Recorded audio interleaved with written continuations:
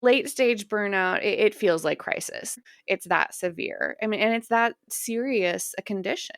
Hi, I'm Claude. And I'm Jess. We are corporate employees by day, entrepreneurs by night, and work besties for life. Join us as we explore how work besties lift each other up, laugh through the chaos, and thrive together in every industry. Work Besties! High performance sometimes comes with hidden costs, and no one knows that better.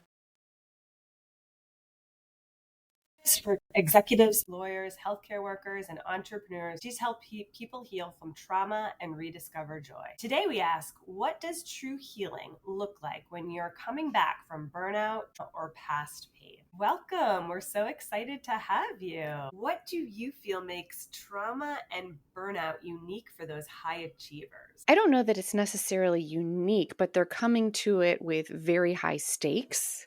And, often people are depending on them. They have a professional reputation. And I don't think that there are as many differences between these high achievers and other people who have like very critical jobs, like teachers, ER nurses, people that maybe don't have fancy letters after their name or don't have their name on a building, but the stakes feel very high and there's a high need for privacy. And so that there's a lot of urgency to heal and get back to work as quick as they can. What do you mean, like this need of privacy? Well, if someone is a public figure or, the head of a company, they have kind of a public persona, they definitely don't want anyone knowing they're coming to therapy or that they are struggling with burnout because they have a responsibility to employees, sometimes to shareholders, stakeholders in the company, and they need to project stability and health. So there's that added pressure to create the illusion of having it all together when maybe underneath they don't. So Laurel, we both resonate with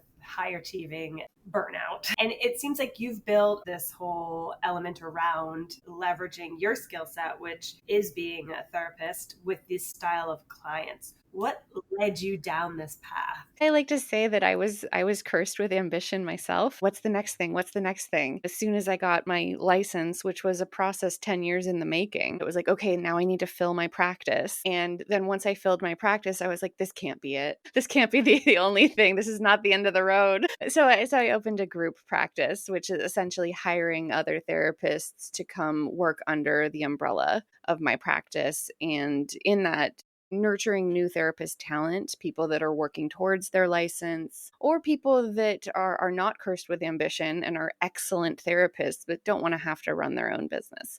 I'm just wired this way. I'm always looking for the next thing, the next challenge. How do I grow? I share that with a lot of my clients who are equally ambitious and driven and entrepreneurial, that they have this innate creativity and drive and energy. They may not know the machinations of my business, but they sense she gets it. She knows what it's like to have that ambition and that drive and to not be able to set it aside, even when you really do need mental health care and you're, suffering consequences of burnout and other experiences, trauma, grief, anxiety. The ambition doesn't necessarily quiet during those times. So having a therapist that can hold all of it, people resonate with that. I'm a big proponent of therapy and finding yourself a therapist. And what you're honing in on is the journey of finding a therapist. Yeah. The thing that I was most interested in having in that relationship was somebody who could relate. I love that you bring that up because I don't know that that's something everybody thinks about with therapy. If it's just get it and know it. And that's not necessarily going to be what works for you.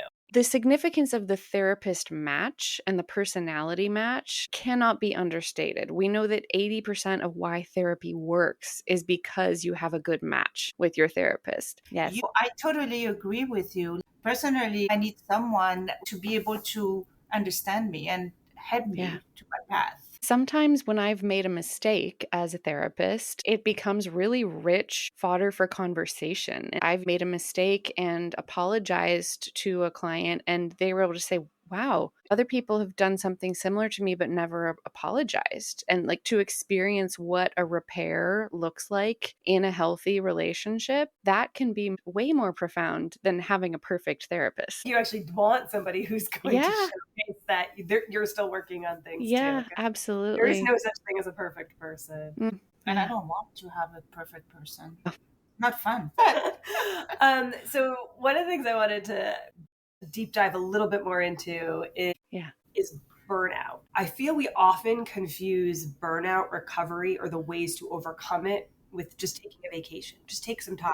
I'm curious your perspective on that. A lot of high achievers, oh, I just need a vacation. And I will very quickly be like, no, you don't need a vacation. We all need vacations from time to time. What they actually want is some kind of radical, magical change. And that doesn't come with a 1 or 2 week or even a 1 month vacation, because they'll come back to the same work patterns, the same mindset, the same environment that created the need for the break. A vacation is a Band-Aid. And if you don't fundamentally make some subtle but necessary changes, you're just going to keep being in this loop of needing that vacation.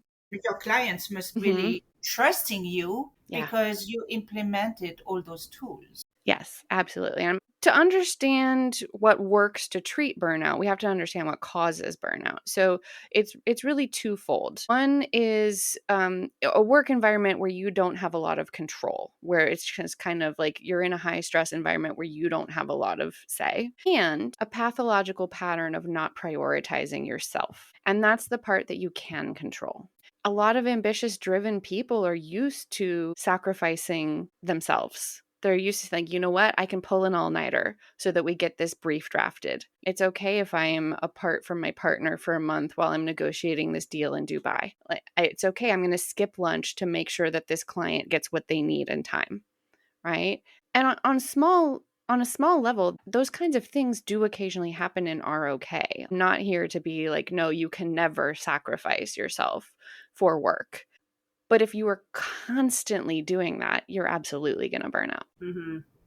So what are the first signs of burnout? With my clients, I notice a lot of somatic complaints. So like aches and pains, feeling more tired, fatigued. Any existing health problems are going to get a little worse. You're going to catch more colds and viruses. There's kind of a tiredness and brain fog. It creeps in subtly. Driven people are used to pushing through discomfort. Driven people are pretty good at muscling through that initial discomfort. And because it does just feel like I'm in a little bit of a funk, but it just progresses over time. When you're at moderate burnout, you're really tired. You're starting to get more cynical. You're having more physical aches and pains. And every little thing is like annoying or feels like the end of the world. What is important versus what is not important gets really scrambled. We're laughing because that's us right I'm now. in burnout. Okay. Those signs sound familiar. Okay. Yes. Check.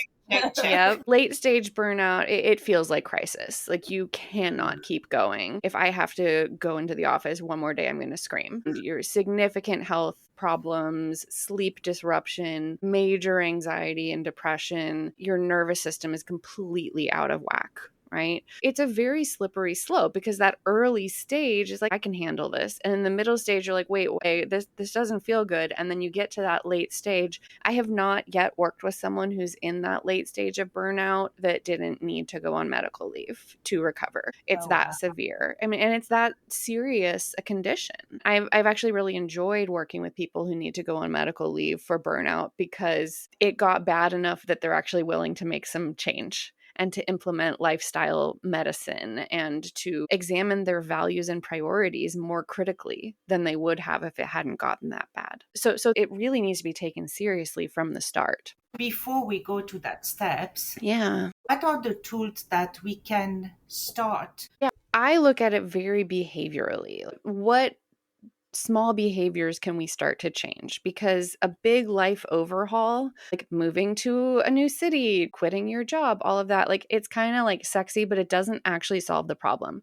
You're going to end up in the same position that you are now if you don't make some changes. So this leads into like my protocol for burnout recovery and prevention, honestly. If you're not burned out, I highly recommend that you implement these things now to prevent it. So I look at it as 4 layers. If you imagine there's like a globe and you cut that globe, you get that intersection of the globe. The outer crust of that globe is your physical health. So very concrete medical things. Whenever someone comes to work with me, I ask them the last time they had a physical. And if it hasn't been recently, I recommend that they go see their doctor. If they don't have a doctor, they need to get a doctor and just get some routine lab work. Particularly for women, I want to make sure that their iron and their thyroid has been checked recently, because iron deficiency and thyroid conditions can feel a lot like burnout because you're exhausted. It's like pushing that boulder up a cliff. And I don't want to work with someone for a year treating them for depression or burnout when it was a thyroid condition. So I want to rule that out.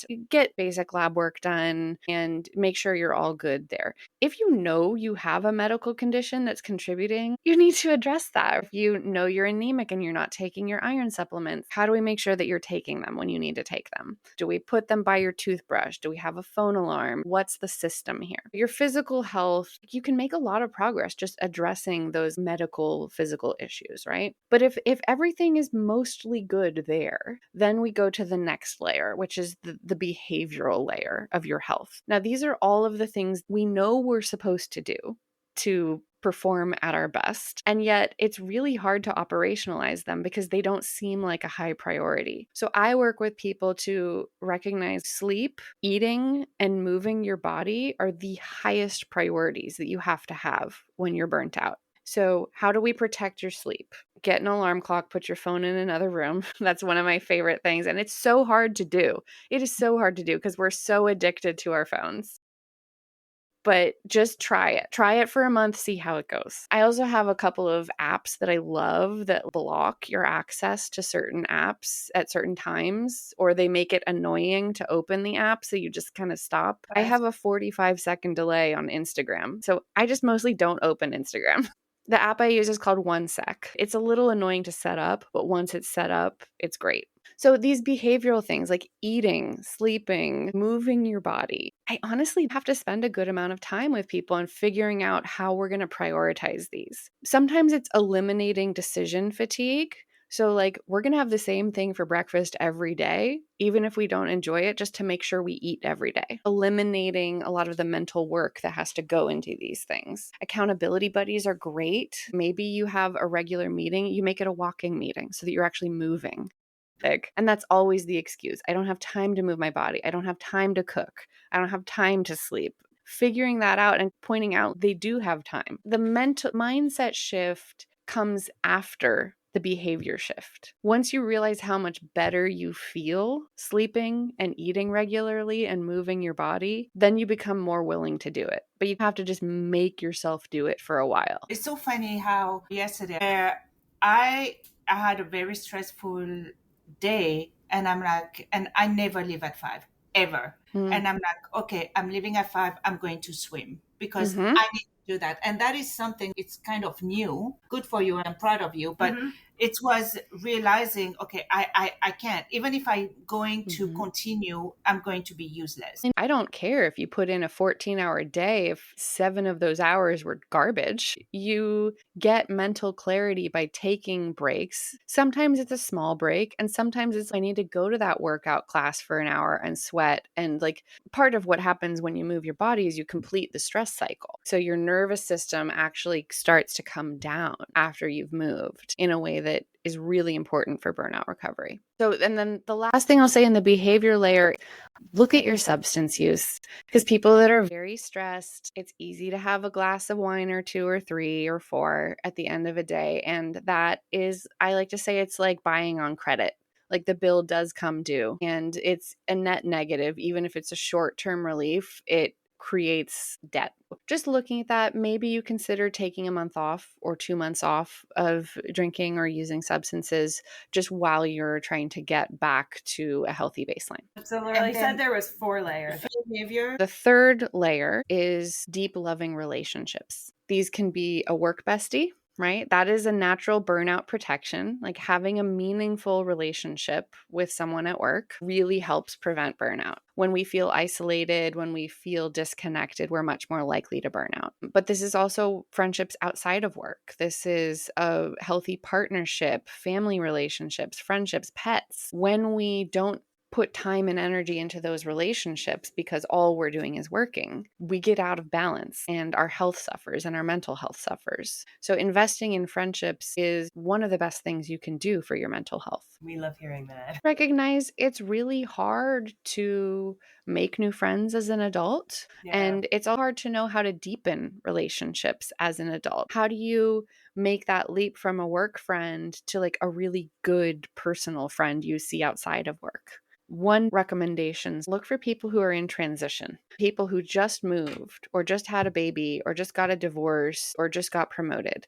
When people are in transition, they're naturally more open to building new relationships, right? And then the other is to judiciously be vulnerable. Now, don't trauma dump, don't go too fast, too far, but like to be willing to be like, yeah, man, like I'm struggling with a little bit of burnout, or like I'm a little unclear on my new role at work and it's giving me some anxiety. These little bits of vulnerability signal to them that you're wanting to deepen the relationship. People that do trauma dump or go too fast is because they really want that closeness and connection and they just don't know how to make it happen. And there's a little bit of, I need support, I need closeness. But honestly, time is the most important ingredient often. So you've given us for piggybacks on the relationships, but it's a bit of an expansion. Some people would call it your spiritual health. A lot of people I work with don't like that term because it calls up religion.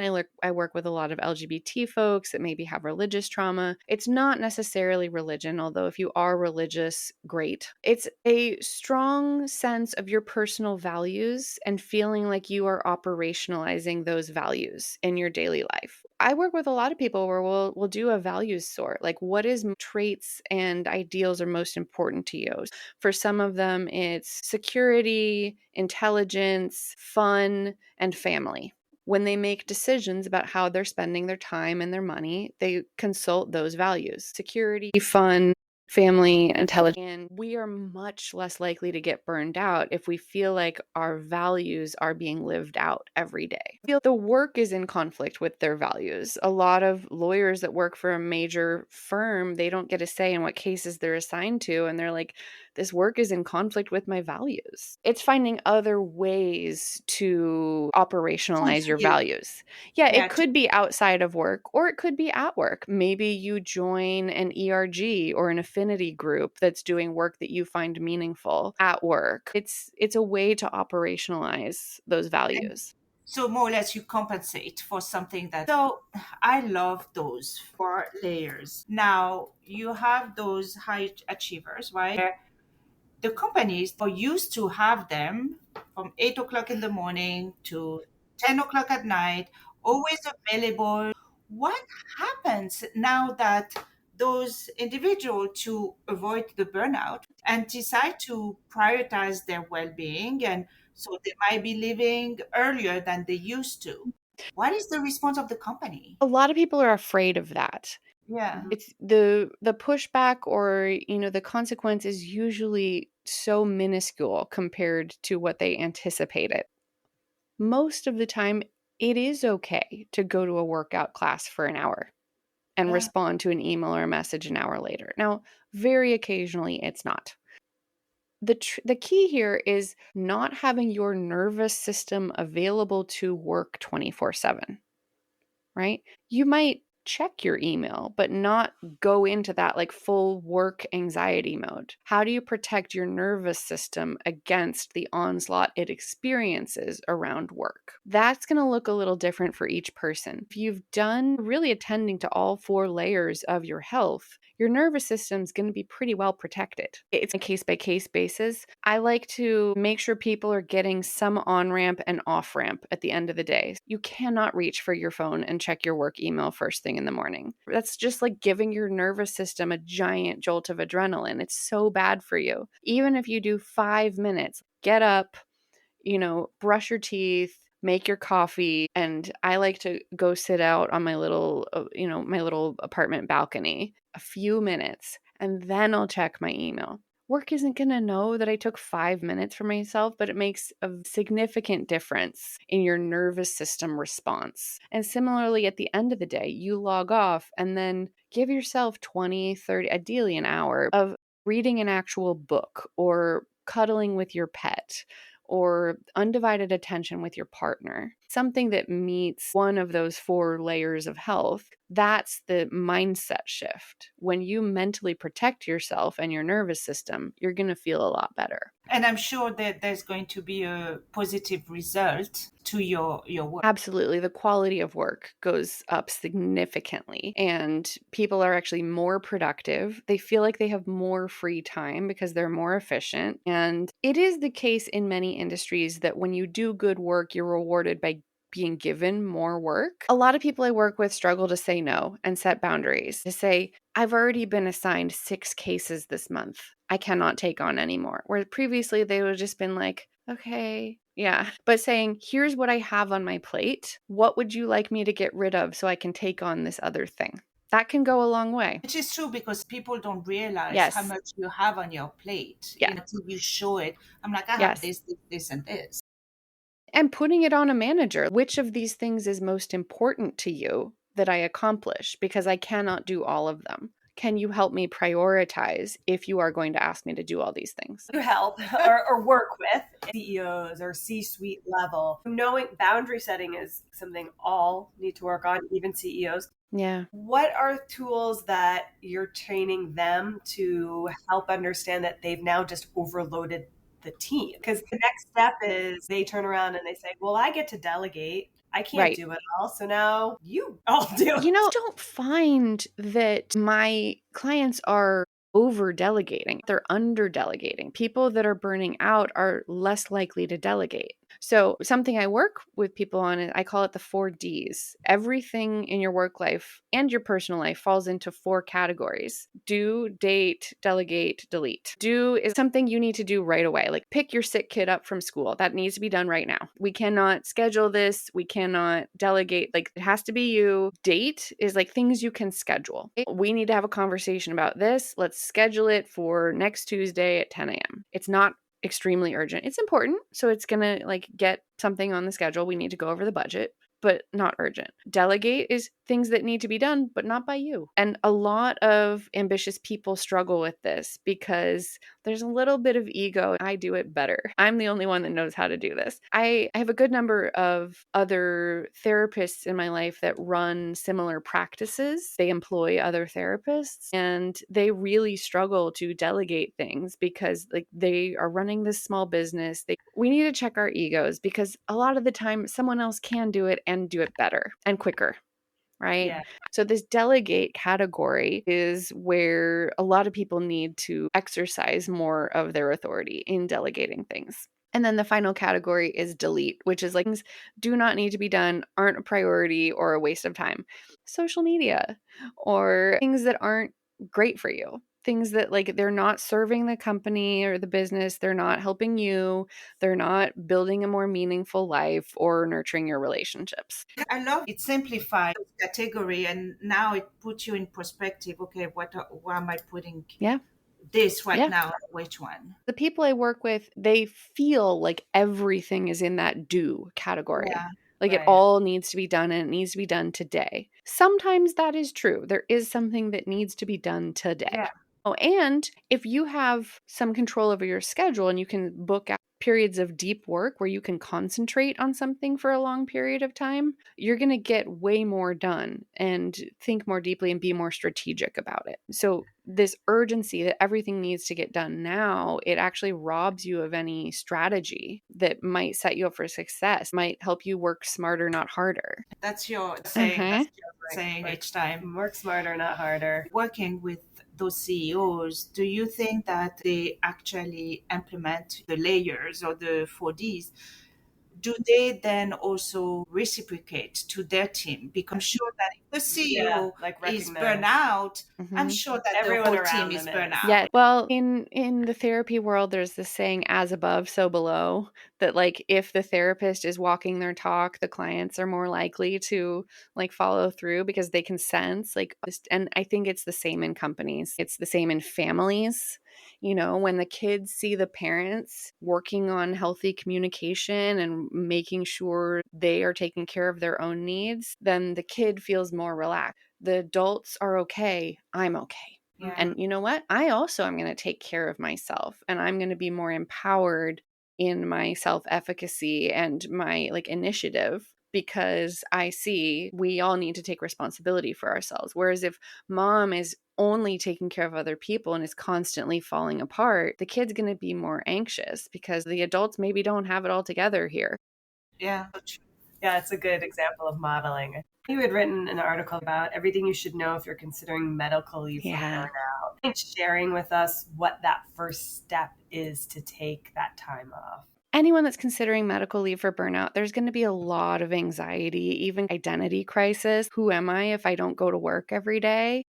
Who am I if I'm not practicing law or whatever field they're in?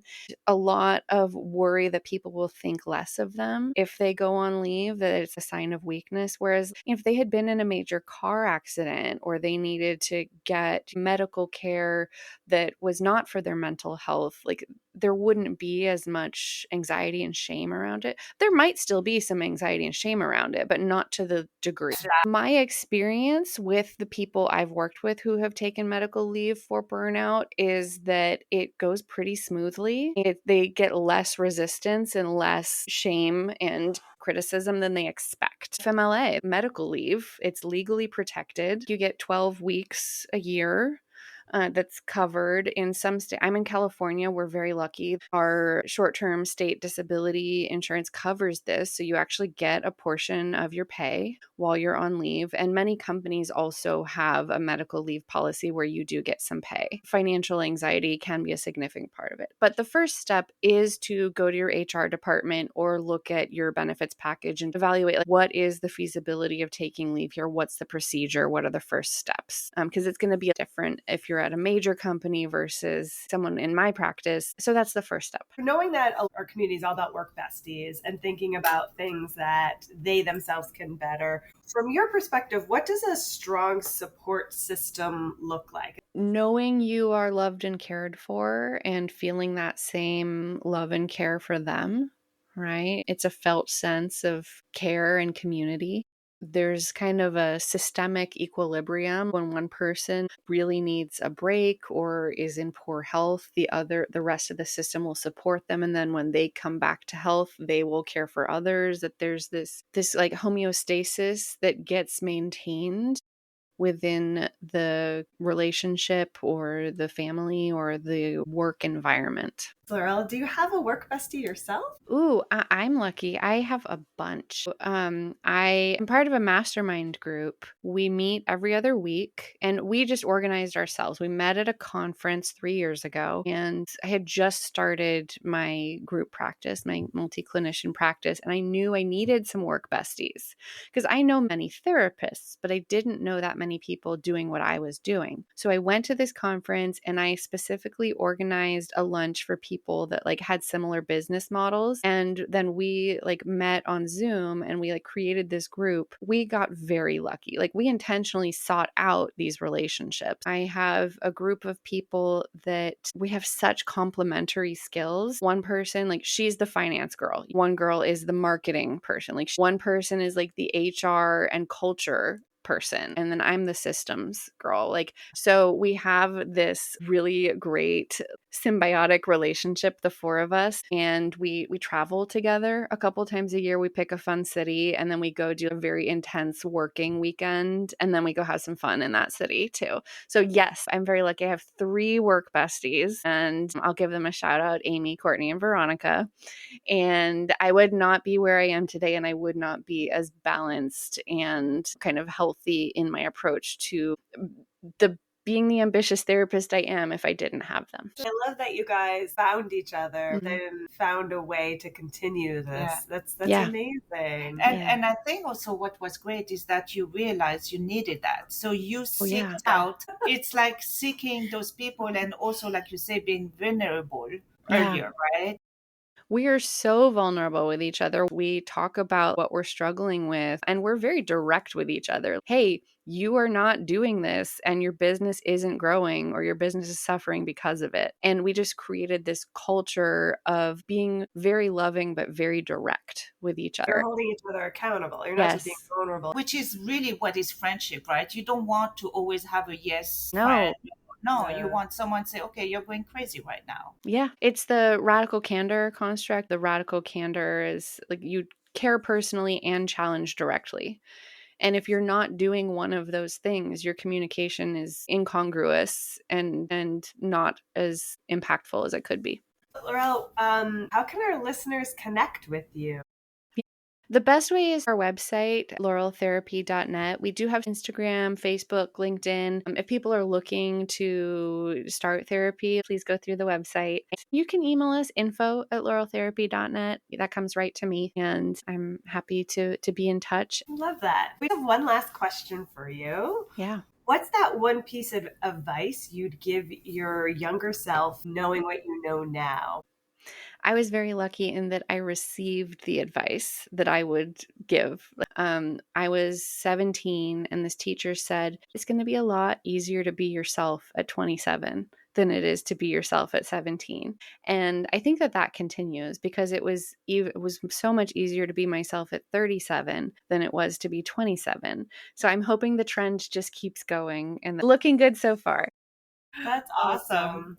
Laurel, thank you so much for this. This has really been healing for us too, for our Work Bestie community. We so appreciate you sharing those transformational tools, and I hope our Work Bestie community takes hold of them. Work Besties, if this resonated, please share it with someone who's burning out or healing from trauma. Let's normalize recovery as part of work culture, and hit the subscribe and share with your work besties. Thank you. See you next week. Remember, whether you're swapping snacks in the break room, rescuing each other from endless meetings, or just sending that perfectly timed meme, having a work bestie is like having your own personal hype squad. So keep lifting each other up, laughing through the chaos, and of course, thriving. Until next time, stay positive, stay productive, and don't forget to keep supporting each other.